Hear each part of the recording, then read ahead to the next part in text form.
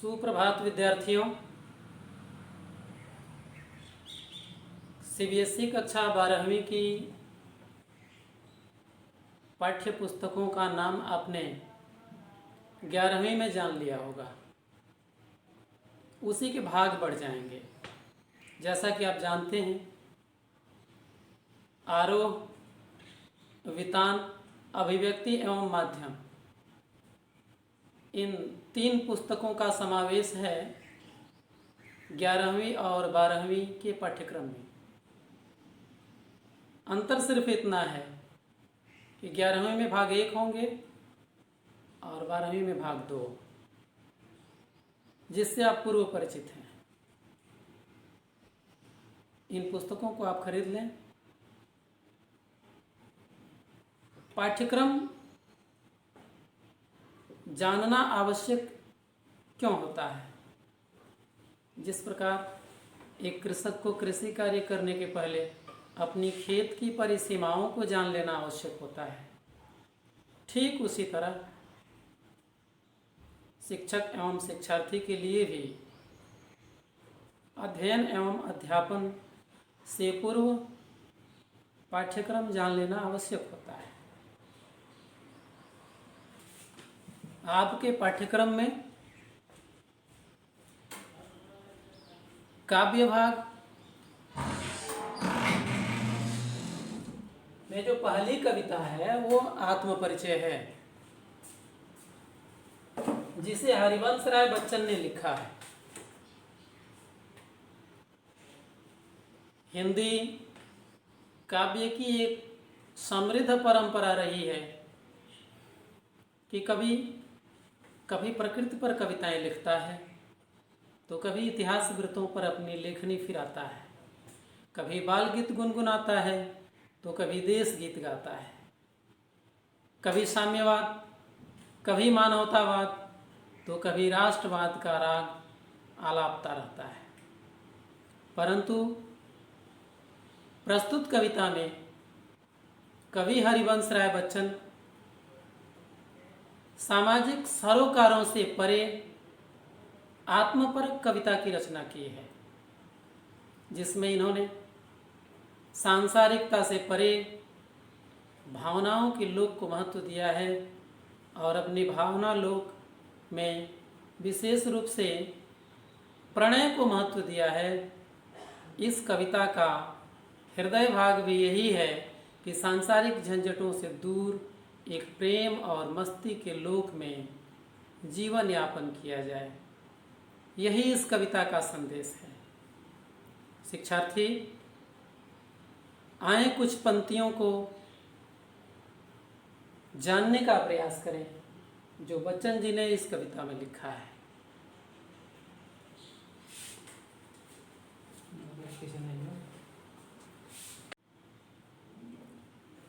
आए इन पंक्तियों को पढ़ें। मैं जग जीवन का भार लिए फिरता हूँ, फिर भी जीवन में प्यार लिए फिरता हूँ। बच्चन जी कहते हैं कि मैं सांसारिक जीवन को बोझ की तरह ढोता हूँ, न चाहते हुए भी इसे ढोना पड़ता है। फिर भी मेरा जीवन प्रेम शून्य नहीं है। अभी भी मेरे जीवन में प्रेम रस भरा हुआ है। मैं प्रेम लिए फिरता हूँ। कर दिया किसी ने झंकृत जिनको छूकर, कवि कहते हैं जैसे किसी ने हृदय को छू करके झंकृत कर दिया, ऐसे मैं सांसों के 2 तार लिए फिरता हूँ। वो किसी ने से कवि का क्या आशय है? कर दिया किसी ने झंकृत, ये किसी ने जो आया है यह स्वयं कवि की प्रेयसी है,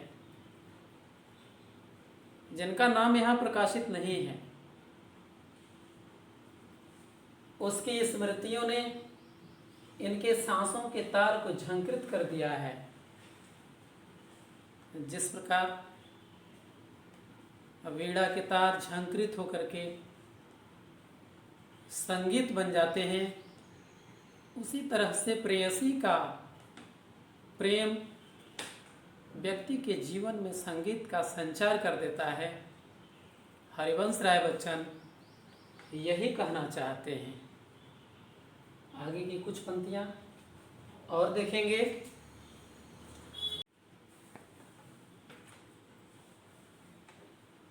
आए अगली पंक्तियों को देखें। बच्चन जी कहते हैं, मैं स्नेह सुरा का पान किया करता हूँ, मैं कभी न जग का ध्यान किया करता हूँ। जग पूछ रहा उनको जो जग की गाते, मैं अपने मन का गान किया करता हूँ। मैं स्नेह सुरा का पान किया करता हूँ। कवि कहते हैं कि मैं स्नेह रूपी मदिरा को पीता हूँ। स्नेह को मदिरा क्यों कहा? जिस प्रकार मदिरा पीने के बाद व्यक्ति अपना सारा सूध बूध खो बैठता है, वो सांसारिकता से दूर हो जाता है, सांसारिक झंझटों से दूर हो जाता है,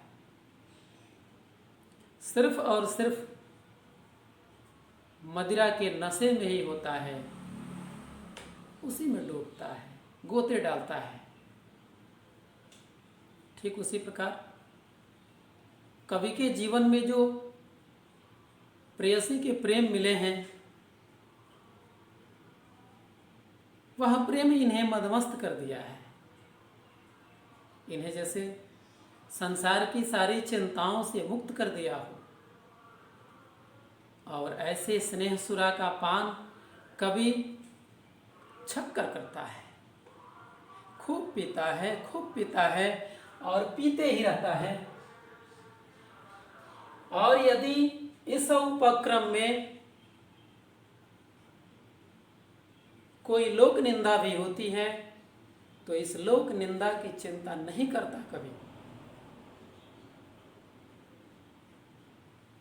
मैं कभी न जग का ध्यान किया करता हूं, वो लोकापवाद का ध्यान नहीं देता,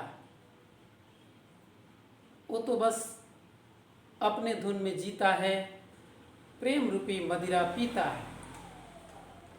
जग पूछ रहा उनको जो जग की गाते, मैं अपने मन का गान किया करता हूँ। आगे कवि कहते हैं कि ये संसार उन्हें पूछता है, उन्हें महत्व देता है जो सामाजिक सरोकारों वाली कविता लिखता है, उनके मन की बात करता है, उनकी प्रशंसा करता है, उनके साथ घुल मिल के रहता है, उनकी बातों में हामी भरता है, खुशामद करता है। परंतु कवि को इसकी कभी चिंता नहीं हुई। उसे चिंता है तो सिर्फ प्रणय प्रेम के आनंद की। वो कहते हैं मैं अपने मन का गान किया करता हूँ, मैं सिर्फ अपने मन की गाता हूँ, अर्थात अपने प्रेम गीतों को गाता हूँ। इसी क्रम में कुछ और भी पंक्तियाँ हैं।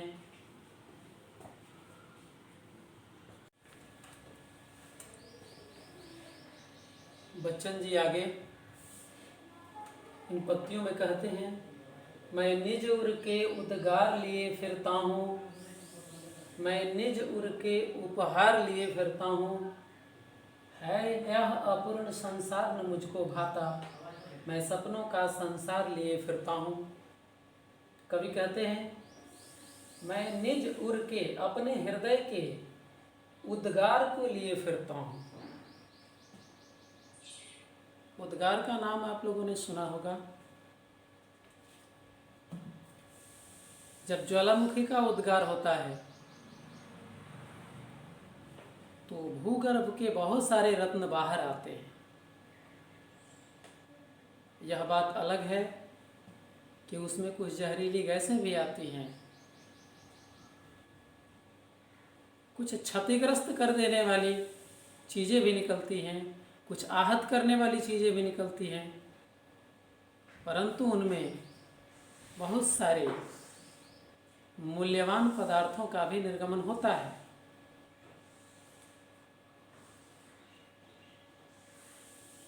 ठीक उसी तरह से कवि कहते हैं कि मेरे हृदय से उद्गार उठते हैं जिसमें नए नए विचार आते हैं। मैं संसार के प्रति भिन्न भिन्न दृष्टिकोण रखता हूँ, नई नई विचारधाराओं को मैं अपनाता हूँ, नए संसार बनाता हूँ। ये संसार मिटते बनते भी रहते हैं। यह बात अलग है कि इन भावनाओं और विचारों में से कुछ विचारों को कुछ लोगों द्वारा स्वीकार किए जाते हैं, तो कुछ विचारों को कुछ अन्य लोगों द्वारा अस्वीकार भी किए जाते हैं। परंतु मेरे हृदय का यह सहज गुण है कि मेरे हृदय में उद्गार उठते हैं, नई नई विचारधाराएं आती हैं, और इन नवीन विचारधाराओं से मैं समाज को उपहारित करना चाहता हूँ, उपहार देना चाहता हूँ। मैं निज उर के उपहार लिए फिरता हूँ, मैं उसे गिफ्ट के रूप में, उपहार के रूप में देना चाहता हूँ। और ऐसे ही प्रेमिल संसार की मैं कल्पना करता हूँ। जब मैं देखता हूँ इस संसार को, तो मुझे यह संसार प्रेम शून्य नजर आता है, पूर्ण नहीं प्रतीत होता, और यह अपूर्ण संसार मुझे भाता नहीं। इसलिए मैं अपने सपनों का संसार लिए फिरता हूँ, जो मेरे मानस में जो संसार का दृश्य है, जैसे आदर्श की कल्पना मैं करता हूँ, उस आदर्श को मैं लिए फिरता हूँ, अपनी भावनाओं को लोगों में रखता हूँ। भले संसार उसे स्वीकार करे अथवा अस्वीकार, इसकी मैं चिंता नहीं करता, क्योंकि मस्त होकर मैं अपने सपनों के संसार में जीता हूँ। इसके पश्चात अगली पंक्तियों को पढ़ लेते हैं।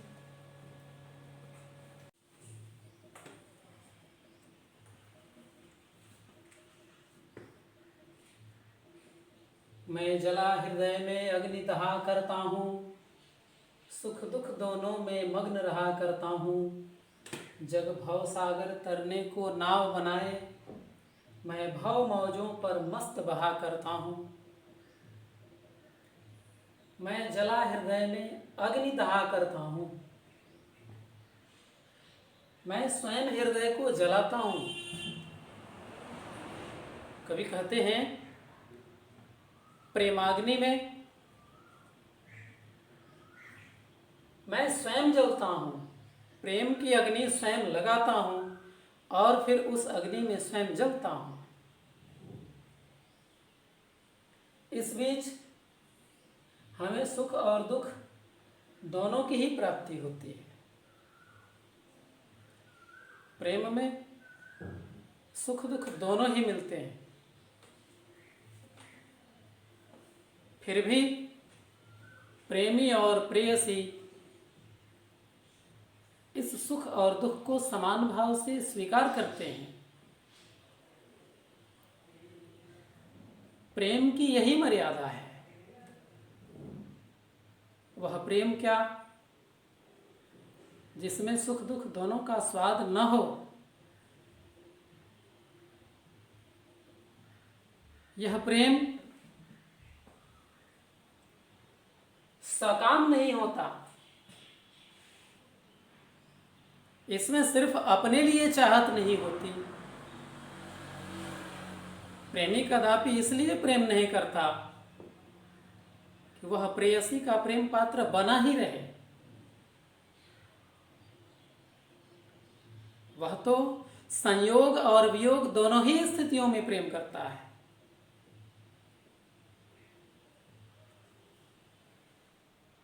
सुख दुख दोनों में मग्न रहा करता है। प्रेम के दौर में यदि सुख मिले